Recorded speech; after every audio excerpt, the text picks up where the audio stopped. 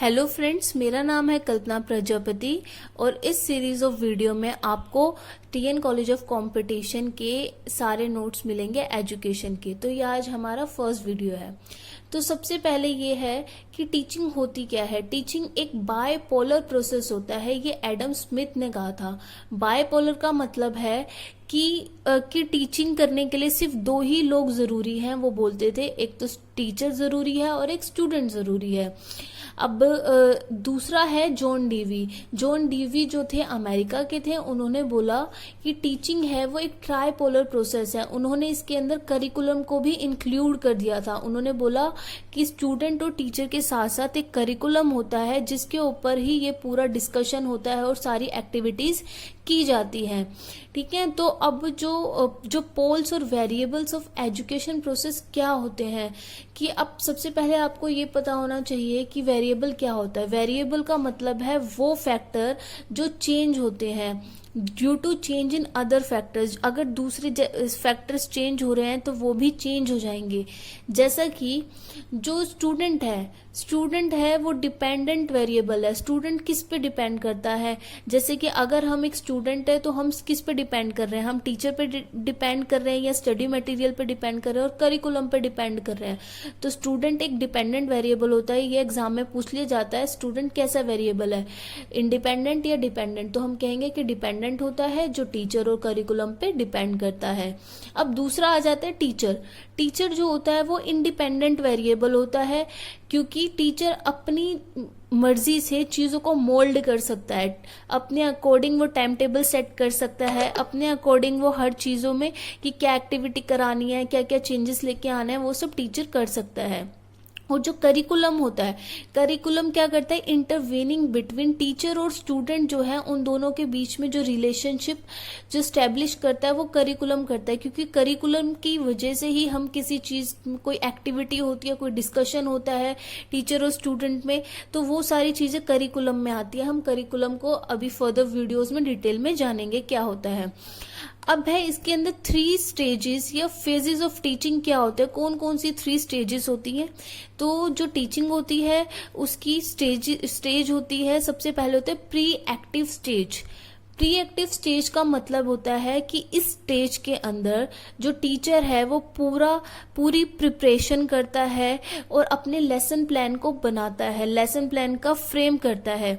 ठीक है, तो अब जो प्लानिंग की स्टेज होती है इसके अंदर, तो सबसे पहले जो लेसन प्लानिंग, हम फर्स्ट स्टेप जो होता है वो लेसन प्लानिंग का होता है कि आप देखते होंगे कि आप एज अ टीचर भी आपने बनाया होगा कि सबसे पहले हम ऑब्जेक्टिव सेट करते हैं कि जो हम लेसन पढ़ाने जा रहे हैं कि उसका ऑब्जेक्टिव क्या है। वो सबसे पहला होता है कि अगर हम ये टॉपिक पढ़ाएंगे तो इस टॉपिक को पढ़ाने से बच्चे के व्यवहार में क्या परिवर्तन होगा।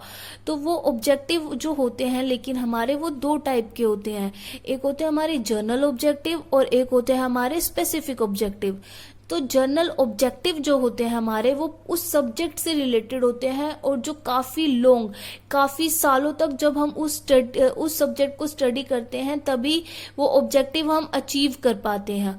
तो ये सब्जेक्ट से रिलेटेड। अगर आप मैथमेटिक्स पढ़ा रहे हो तो आप एक दिन में ये नहीं बोल सकते कि बच्चा जितनी भी चीजें हैं उसका लॉजिकल थिंकिंग लगा पाएगा, उसकी कंप्यूटेशन कर पाएगा, एडिशन सब्ट्रैक्शन, वो एक दिन में सब कुछ नहीं कर पाएगा। तो ये लॉन्ग लास्टिंग होते हैं, ठीक है, लॉन्ग ड्यूरेशन के लिए होते हैं। तो ये जो होते हैं दीज आर ब्रॉड ऑब्जेक्टिव कहते हैं इसे, और ये अचीव होते हैं through the learning of whole process. जब पूरा प्रोसेस हम लर्निंग का चलता रहता है और बहुत सालों में ये जाके हमारे अचीव होते हैं। जब हम by reading this subject for many years तक जब हम इस सब्जेक्ट को पढ़ते हैं तभी ये अचीव होते हैं।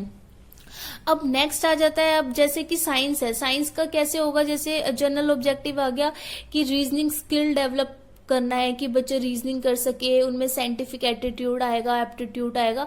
तो ये जनरल ऑब्जेक्टिव है। अब जो टीचर है वो जनरल ऑब्जेक्टिव भी सेट करेगा कि मैं ये चैप्टर पढ़ा रहा हूं तो क्या होगा उसमें, और दूसरा करेगा वो स्पेसिफिक ऑब्जेक्टिव और इंस्ट्रूमेंटल ऑब्जेक्टिव जिसे कहते हैं, जो उस टॉपिक से रिलेटेड होगा कि जो मैंने ये टॉपिक पढ़ाया है, इस टॉपिक को पढ़ाने के बाद बच्चे के व्यवहार में क्या परिवर्तन आएगा, क्या मेरी एक्सपेक्टेशन है कि वो क्या क्या सीख जाएगा। तो ये जो है हमारे हमारे जो करंट टॉपिक है चैप्टर का उससे रिलेटेड होते हैं, और changes according to the topic, और हर टॉपिक जो हम अलग अलग जितने टॉपिक हम पढ़ाते रहेंगे उसके अकॉर्डिंग वो चेंज होते रहेंगे। जैसे कि एग्जांपल है यहाँ पे पोल्यूशन का टॉपिक है। पोल्यूशन के टॉपिक में हमने बोला कि स्टूडेंट गेट्स द डेफिनेशन या describe the meaning of the term pollution, कि बच्चा जो है वो डिस्क्राइब कर पा रहा है या डेफिनेशन बता पा रहा है कि पोल्यूशन क्या होता है। ये हमने जब हमने पोल्यूशन का टॉपिक पढ़ाया तो हमने ये एक्सपेक्ट किया कि बच्चा ये समझ पाएगा।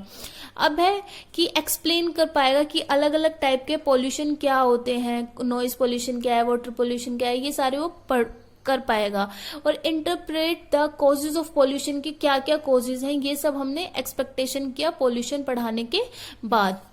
अब दूसरा आ जाता है, हमने जो फेजेस बोले थे कि जो हमारे 3 फेजेस हैं टीचिंग के, उसमें पहला था प्री एक्टिव स्टेज, और सेकंड आ जाती है हमारी इंटरेक्टिव स्टेज।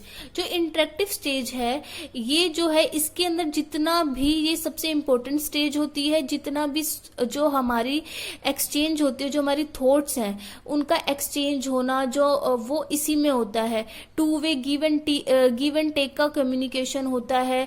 कम्युनिकेशन हमेशा 2 या 2 से ज्यादा लोगों में होता है, हम ऐसा नहीं कि सिर्फ टीचर बोलता रहे और बच्चे सुनते रहे। तो इंटरेक्टिव स्टेज में कि हम बोल रहे हैं, बच्चे रिस्पॉन्स कर रहे हैं, तो 2 वे कम्युनिकेशन होगा, थॉट्स एक्सचेंज होगी। हमारे जो भी हमने ऑब्जेक्टिव सेट किए हैं वो सारे ऑब्जेक्टिव हमें इसी फेज में अटेंड करने होते हैं, कि बच्चा इस फेज में जो हमारा जो लेसन प्लान है हमें उसकी डिलीवरी इसमें करनी होती है। हमें लर्निंग एक्सपीरियंसेस बच्चों को मिलते हैं, बच्चों के व्यवहार में मॉडिफिकेशन होता है, तो चेंजेस इन क्या कहते हैं, चेंजेस इन बिहेवियर इसके अंदर आता है।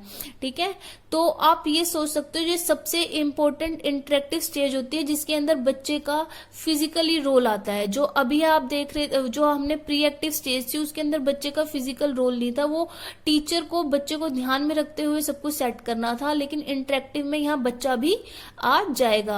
अब थर्ड है हमारा post active stage. Post active stage क्या होती है कि जिसके अंदर हम इवेल्युएशन करते हैं, इवेल्युएशन स्टेज भी कहते हैं। जो हमने बच्चे को पढ़ा दिया इंटरेक्टिव स्टेज में, अब हम इसका इवेल्युएशन करेंगे कि बच्चे को कितना समझ में आया, हमारे कितने ऑब्जेक्टिव अचीव हुए, ठीक है, क्या क्या कमियां रह गई, ये सारी चीजें हमारी पोस्ट एक्टिव स्टेज में आएगी। तो आई होप कि 3 स्टेजेस क्लियर हो गई हो। अब जैसे कि यहाँ पे अब ये ऑब्जेक्टिव्स जैसे मैथ्स के हैं, जनरल और स्पेसिफिक ऑब्जेक्टिव, ये जो आप बनाओगे फ्रेम करोगे ये प्री में करोगे। अब जैसे डेवलप करना लॉजिकल थिंकिंग स्टूडेंट्स के अंदर, उसे अवेयर कराना कि अलग अलग मैथमेटिक्स के कॉन्सेप्ट क्या है, ये जनरल ऑब्जेक्टिव है कि कैपेबल हो जाए कि सॉल्व कर सके मैथमेटिक्स की डेली लाइफ की प्रॉब्लम, चीजों को एनालाइज कर सके। अब स्पेसिफिक आगे जैसे हमें एरिया ऑफ रेक्टेंगल उन्हें पढ़ाना है तो वो लिस्ट बना पाए कि कौन कौन सी चीजें प्रेजेंट है क्लासरूम में, क्लासीफाई कर पाए अलग अलग कलर्स को, कि टाइल्स जो भी आप उसके अंदर लेके जा रहे हो अरेंज कर पाए, उन्हें फाइंड और कैलकुलेट कर पाए एरिया क्या है, सोल्व कर सके क्वेश्चंस को, डिफरेंशिएट कर सके, जनरलाइज, एसोसिएट, ये सारी चीजें स्पेसिफिक में हर टॉपिक की चेंज होती रहती हैं। अब आ जाता है हमारा child centred education based upon every child और इंडिविजुअल डिफरेंसेस। ये क्या होता है हमारा, ठीक है, तो ये हम नेक्स्ट वीडियो में कंटिन्यू करेंगे। प्लीज चैनल को सब्सक्राइब करना मत भूलना। आपकी सारी एजुकेशन और psychology I will complete it. Okay then.